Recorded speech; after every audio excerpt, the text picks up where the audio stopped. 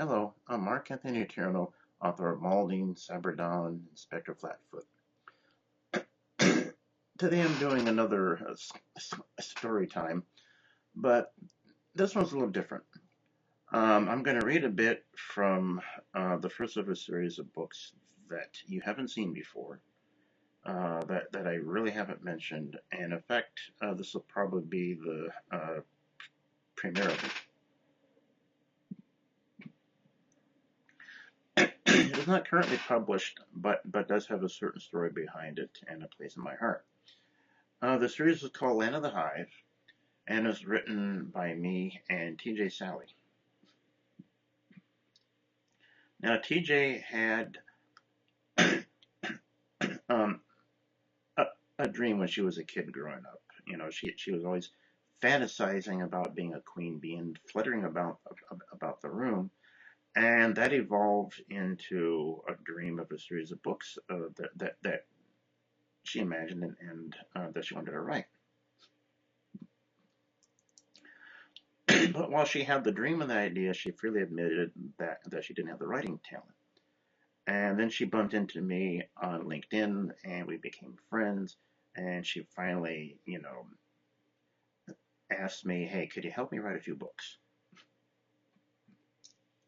And she explained the concept, which in short, it's steampunk mixed with intelligent insects, or as I call it, bee punk.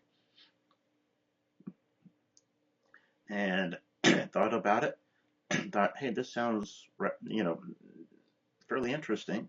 And I told her flat out that, yeah, I'm probably the one person that can do this and not make it look like, it's a stupid story designed for a bunch of 5-year-olds. And in fact, she was rather impressed with the way it came out. She asked me if, after seeing the first few chapters and her jaw stopped dropping, she asked me if I could possibly get 3 books out of it. And I told her, you're talking to the person that did a 13-book series. I can't hold it down to 3 books. The result was a 7-book series and an 8th book spinoff. So it came out rather well. Unfortunately, the last few years of her life, just everything went wrong for her. And September 30th of 2018, she actually took her own life. This leaves me with a story on my hands, and I promised myself that I'm still going to try and see it through at some point. So, which, by the way, if there's any publishers or agents out there that like this little story segment, call me. But before she went, she did see me complete the entire story and the spin-off series, and she loved it. And it is a great little story.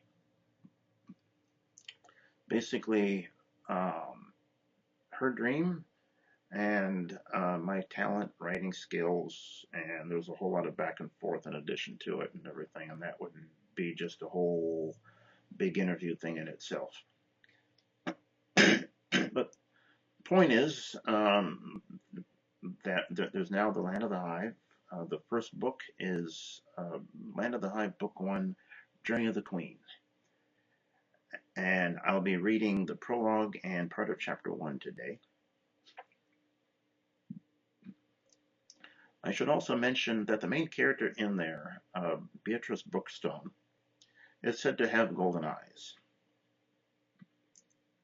Well, amazingly enough, in real life, TJ had golden color eyes. Her irises were completely gold, and I'd never seen anything like that before. It's unusual.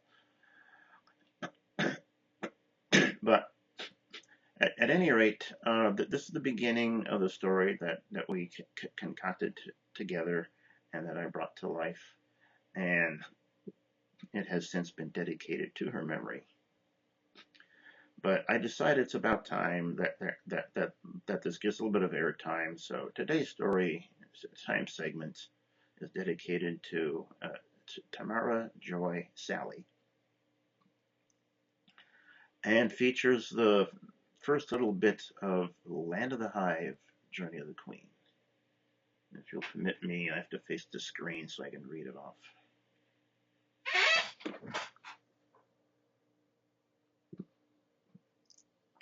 Land of the Hive, Book 1, Journey of the Queen. Prologue.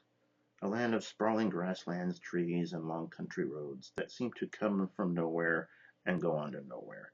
A stretch of peaceful solitude decorated by farmhouses, barnyards, and a small town in the distance. Sunlight dappling down through the trees, raindrops to fall gracefully upon wild bluegrass. A state known for that grass, and a city known particularly for its one famous commodity, honey. But not just ordinary honey, at least not at one particular farm. The Brookstone, the Brookstone bee farm was known for honey of most unusual colorations. Blue honey from the bluegrass state, the motto went, though there were other colors too. How Mr. Duncan Brookstone got his bees to produce such unusual elixir, perhaps only he knew, and he never told, though many a big city corporate entity would beg of him the answer. He lives with his wife, Amelia, in their church-like Victorian farmhouse, with its steeply pitched roof and intersecting gables, the lower level surrounded on three sides by a giant roofed porch. Behind it, the miniature barn-shaped garage where are kept the family vehicles, and a rooster-shaped weather vane spinning lazily atop its roof. He is a man of good height, though not overly so, a bit on the portly side, his black hair leaking out from beneath his nearly ever-present beekeeper's head covering.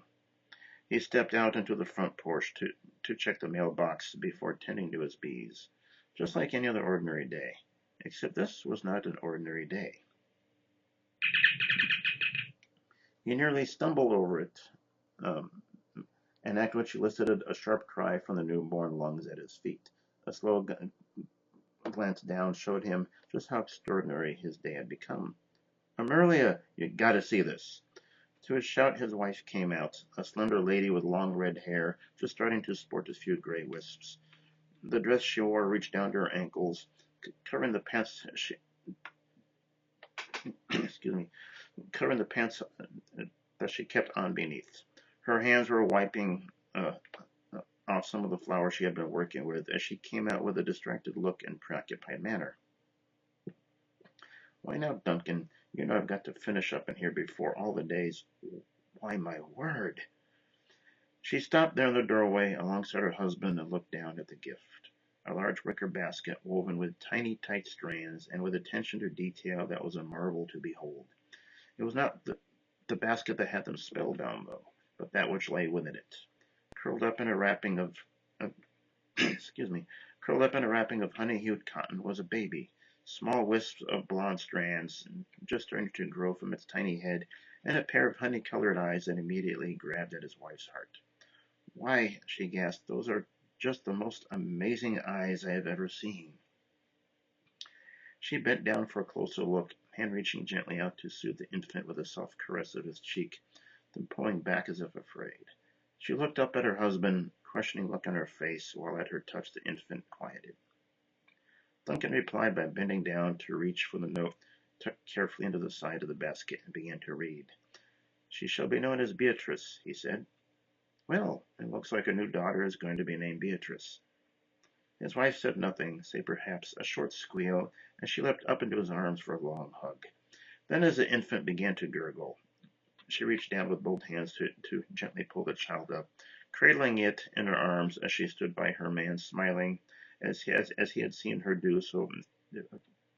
As he had seen her do so very few times before.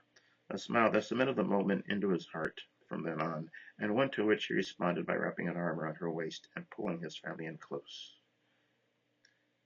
They had been watching from the surrounding roofs, unseen. They had been watching from the surrounding woods, unseen by the eyes of the Brookstones. Two sets of eyes looking on until the beekeeper and his wife took the child inside their home to adopt it as their very own. She is safe, one voice whispered quietly. Let us hope, the second voice whispered back. You know the danger she shall be in. Then we shall set a watch, the first voice replied. Never shall she be out of our sight until the day. They withdrew, unseen and unheard by any in the picturesque Victorian farmhouse, though never far out of reach as the years passed and the infant grew into a child and thence into a full adult. Chapter 1. Miss Brookstone. The sound thundered down the hallway. Excuse me. The sound thundered down the hallway, reverberating concussion to test the man's patience and to which children delight. The man, in this case, happened to be a short, skinny, bent old caricature in a gray suit, already 2 generations out of style and well into its third. An angry look flashed its way across his face, which was an easy enough feat since the grooves for such an expression were already well worn into his flesh. He uttered a couple of cuss words beneath his breath before stomping off down the hallway in the direction of the explosive sound. Along the way, he passed a pin-up board with a scattering of messages and one calendar fixed there for general benefit.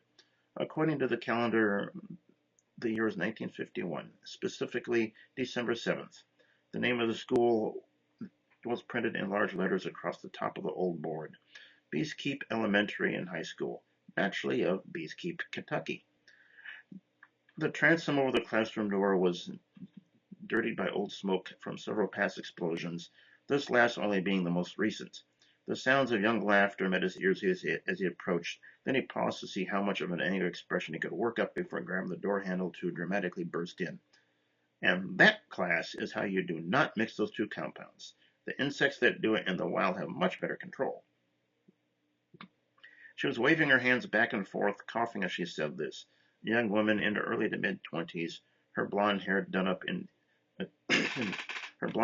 into a beehive bun atop her head, triangular glasses perched primly upon her nose, and a long dress that made of her overall appearance something that might scream schoolmarm, save the slender form and red lips, which might also speak of something with more potential, if not cloaked beneath the bookish exterior.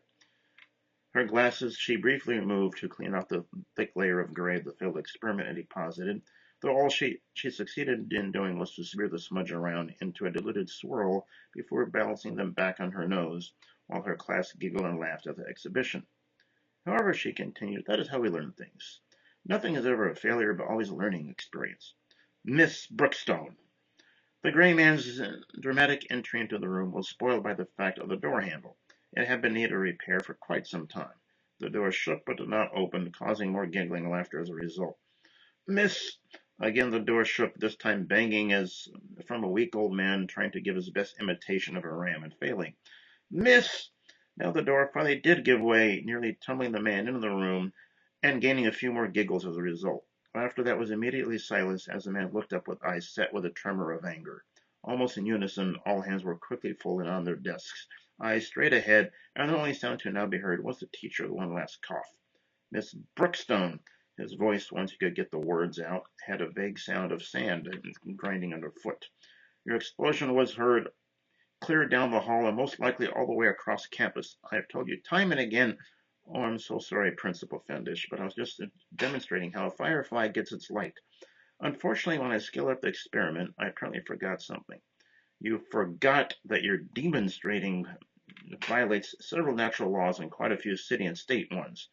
Now, I will not suffer one more incident like this, or I will see you fired and your teaching license revoked. Do I make myself perfectly clear? Yes, Mr. Fendish. Of course I never planned them. It's just that Miss Brookstone, he began in a warning tone. Yes, of course, she replied, then brightened. Say, would you like a cookie? I was about to offer... excuse me. So would you like a cookie? I was about to offer one of the students for doing so well. She stepped quickly away from the lab bench and over to her desk, where she picked up a plate of cookies covered in wax paper and a doubtful smile in the principal's direction. I baked them myself. Miss Brookstone, this is not... I sweetened them with some of my father's blue honey. They're tasty. What he said next was more of a harumph than a word. Then he spun quickly around on heel to leave, and bumped directly into the man that had just come up behind him. A trim, muscular man in his late 20s, tanned with handsomely combed black hair, sparkling blue eyes, and from his shirt to his jeans, somehow managing to pull off a professional look while dressed in sneakers. He was in every sense of the word, appearance and personality, quite the opposite of Principal Fendish. Where the principal snarled from the unexpected dance, he grinned. "Why, Arnold," the younger man grinned. "I didn't know let me try that again. "Why, Arnold," the younger man grinned. "I didn't know you could foxtrot." But just got a few giggles from the students, quickly hidden behind obedient masks as the principal snarled back. "Mr. Pond, why aren't you in your classroom teaching?" "I heard an explosion, so," he shrugged. "Like any good human being, my first instinct was to rush over here and see if anyone got hurt. I assume that's why you came rushing in?" The principal fumed for a second, seemed to grow a little bit angrier. Then, once he realized he had been verbally outmaneuvered, let off with a low-throated growl and brushed past the man and out the door. Only when he was clearly out of sight did the students give a collective sigh of relief. "Forrest," Miss Brookstone smiled at the young man. I'm afraid, excuse me. I'm glad you came in to check on me. That is, if I've been hurt, which I'm not, obviously." "It's okay, Beatrice," Forrest Pond grinned. "I merely came in to make sure that Finnish didn't try to rip out a lung while you were still coughing it up." The children giggled and laughed once again, a couple of girls in the classroom silently mouthing what might seem to be, "Go for it." For a moment, she abandoned her schoolmarm persona in favor of a grin, then quickly back to a prim and proper demeanor as she addressed him. "I thank you for responding so quickly, and I am sure that Principal Fendish was concerned about my well-being as well. That's what I like about you, Beatrice. You can see a ray of sunshine in anyone. Well, I have a science class to get back to." He started to turn around, then paused as a thought struck him. There's a professor in town who wants to lead a nature hike through our local grass and woodlands. I thought it might be educational." "Oh, yes, I'd love to come, Forrest," she beamed. "I mean, are you going as well? A chance to listen to one of the top professors in his field talk about insects and plants and stuff? A little out of my field, but I wouldn't miss it. This Saturday at 1. See you there." He left with a handsome smile and gentle closing of the door. In his wake, Miss Beatrice Brookstone was not the only female there to sigh and gaze longingly. She was, though, the first to recover herself and return to her role as teacher. "Well, I think the smoke's clear enough. If you'll just turn to page 47 of our biology text, there are a couple of corrections to the book I'd like to make. Whatever corrections there may have been would have to wait for another day, for at that moment the school bell rang, and with its utterance a stampede of young feet was unleashed. "Okay, that will be all for the day," she said above the sounds of rising bodies and marching shoes. "For homework, do problems 1 through 3. Oh," she held up a small plate of cookies, lifted off the wax paper, and placed it on the end of the lab bench, and very quickly reached back to bring out a small paper cup of cherry syrup that she placed next to the cookies. "Don't forget to grab a cookie on your way out. That's only 1 per customer, remember." Thank you, Miss Brookstone. Thanks, Miss B." "Thank you," rang out a chorus of little voices. A scattered train of thank yous as each snatched a cookie, dipped it once into the cherry syrup, then nibbled it on the way out, leaving Beatrice to smile fondly about her charges until the room was empty of all but herself.